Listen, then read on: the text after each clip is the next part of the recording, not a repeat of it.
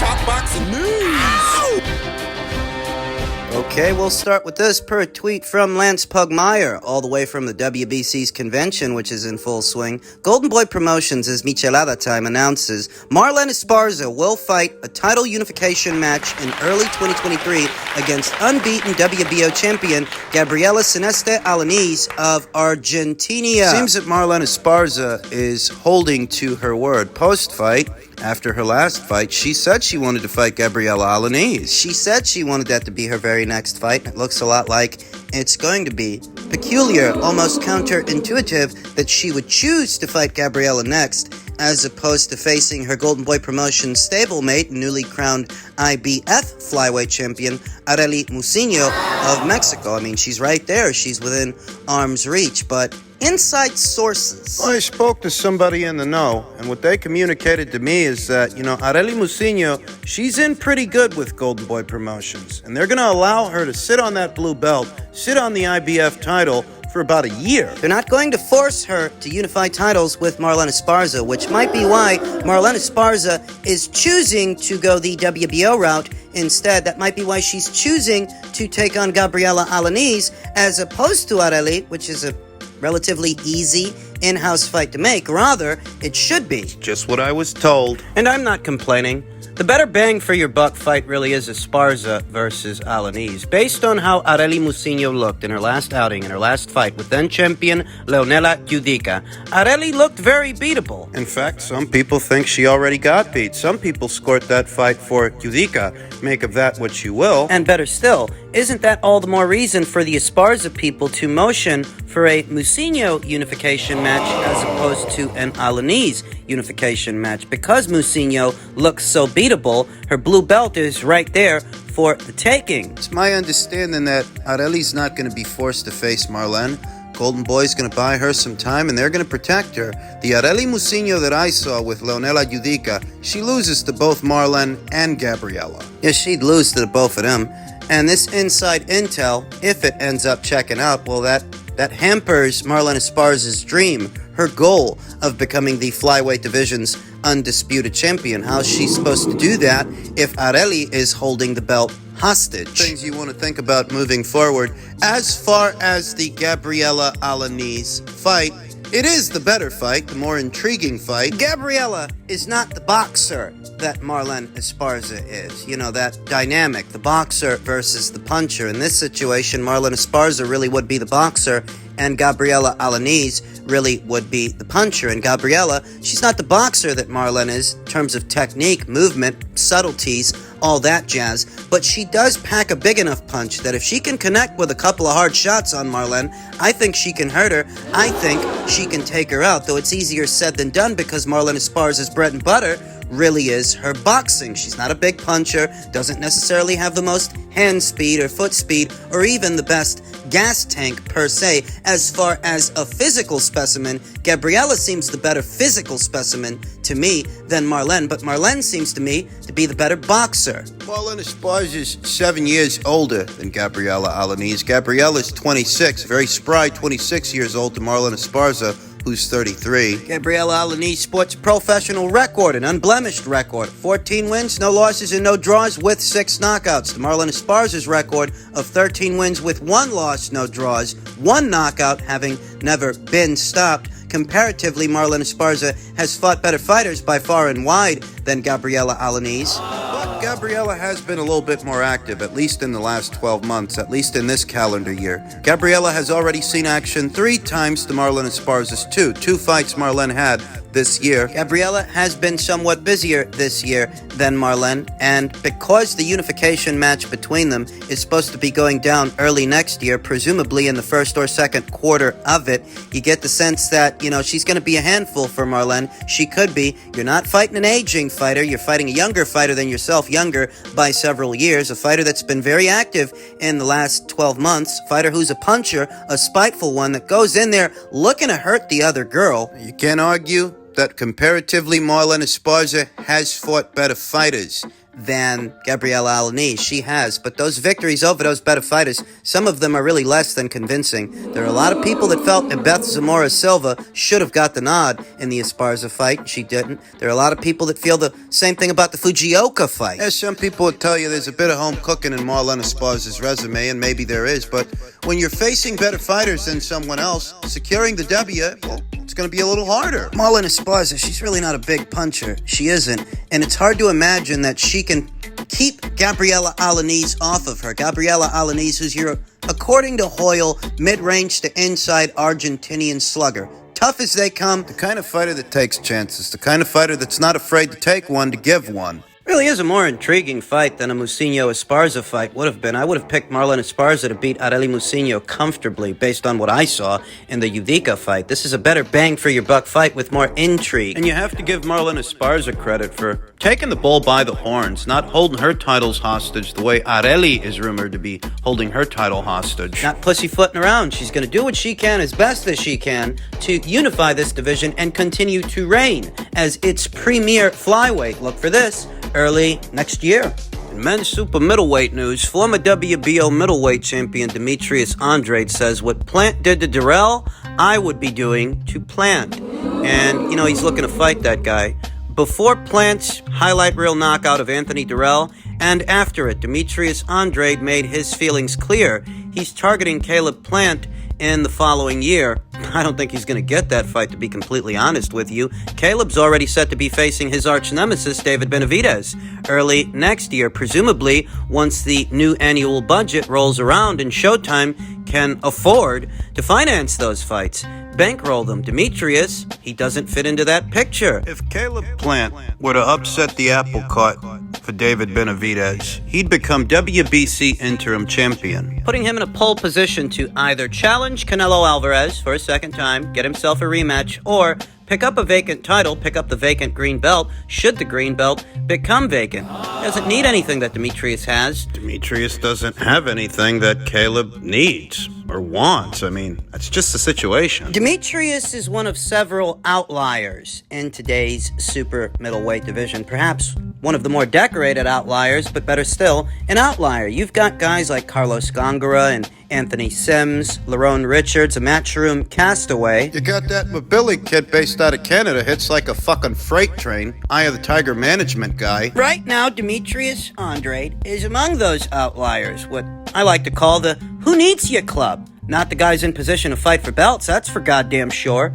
Not Canelo Alvarez, even though I wouldn't mind seeing Canelo take on Demetrius and settle the score with that guy, put to bed all the narratives in association between them. I wouldn't mind seeing that fight, but the truth is, I think Canelo Alvarez stands a way better chance of beating Demetrius Andrade than beating Dmitry Bivol in a rematch. I'm sorry, but stylistically and just size-wise, Canelo ain't got it to beat Dmitry Bivol. He just don't have it. That doesn't mean that Canelo Alvarez isn't a great fighter because Dimitri's got his number. Sometimes that's just the way the cookie crumbles. And Dmitry Bivol, he does have his number. He does. Doesn't mean Canelo's not a great fighter, but styles make fights, and size matters. Don't let anybody tell you different. Marriage of both size and skill. Dmitry Bivol, I just don't see how Canelo can overcome that. It's not just bigger than Canelo Alvarez, not just. He's a quality operator, a skilled guy, a very skilled guy, and I just don't see what Canelo Alvarez can do differently in a rematch. For this reason, I wouldn't mind seeing Canelo Alvarez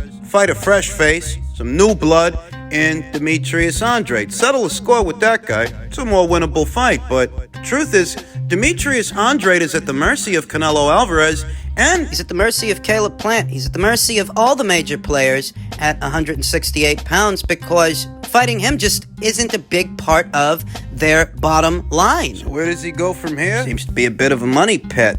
I don't know. Maybe he'll migrate over to Black Prime with Terrence Crawford and Adrian Broner and any other fighters they end up signing in the coming weeks and months. They seem to be trying to carve out a lane for themselves in the sport of boxing. Demetrius Andrade is a former two-division champion, unbeaten. He still has his O intact. Certainly still a serviceable fighter. The future is quite murky for former two-division WBO champion Demetrius Andrade. We know what he wants, but want, it doesn't always get.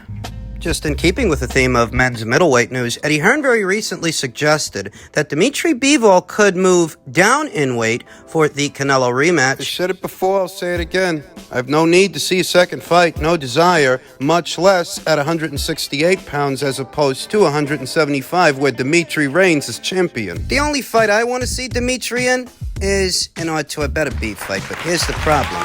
For at least the second quarter of next year, Artur is supposed to be fighting his WBO mandatory challenger, Anthony Yarde. Barring unforeseen circumstances and injuries, which Artur seems prone to, Dmitry may need a keep busy fight in the in-between time, because if he does end up getting Artur in the ring, it likely won't be until the fall or winter months. Think about it. Artur's going to fight Anthony Yarde in the early portion of next year. Then he's got to recuperate. Even if he goes in there with Anthony and knocks his head clean off his shoulders in the first round, if he doesn't have to recuperate from the fight, he certainly has to recuperate from the camp. Artur Beterbeef's not getting any younger, and best case scenario, he goes in there, he punches Anthony's head clean off his shoulders, makes short work of him. He does this. Then maybe you could do the fight between Artur and Dmitry, if you move fast on it, at some point midsummer, late summer, maybe fall. It all depends on how the fight between Artur and Anthony plays out and whether or not Artur is injured in the process, sidelined for a few weeks or a few months. It's a regular occurrence with that guy. The window of opportunity for Eddie Hearn to do a rematch between Canelo and Dmitry would have to be in the first 2 quarters of next year. But like I said, I'm not actually interested in seeing a second fight. I feel Dmitry, he beat the guy decisively, beat him comprehensively. I don't see what Canelo Alvarez can do differently in a second fight. But Dmitry Bivol may need a dance partner in the first 2 quarters of next year while Artur's tied up with Anthony. Dmitry can't just sit on the shelf ahead of what could be yet another big fight for him. He's got to fight somebody. I don't know, maybe they revisit those Joshua Buatsi talks. They were bouncing around after Joshua Buatsi's decision win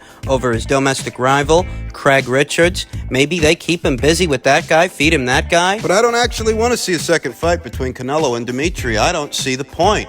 It's less than ideal for Canelo. He's coming off that surgery to his hand. Fighting Dmitry Bivol at 168 pounds as opposed to at 175, where he reigns as a champion, well, it's only going to give rise to more criticism. People are going to say that Canelo Alvarez is trying to drain the guy, trying to weaken him. The whole point of running it back with this guy is to regain respect, so to speak, avenge the loss. Well, people aren't going to respect you bringing him down to 168 pounds, even if he said he can make it. And Dmitry did say he can make that weight more than once. He said that more than once over the years, but I don't want to see that fight, much less at 168 pounds. I'm sorry.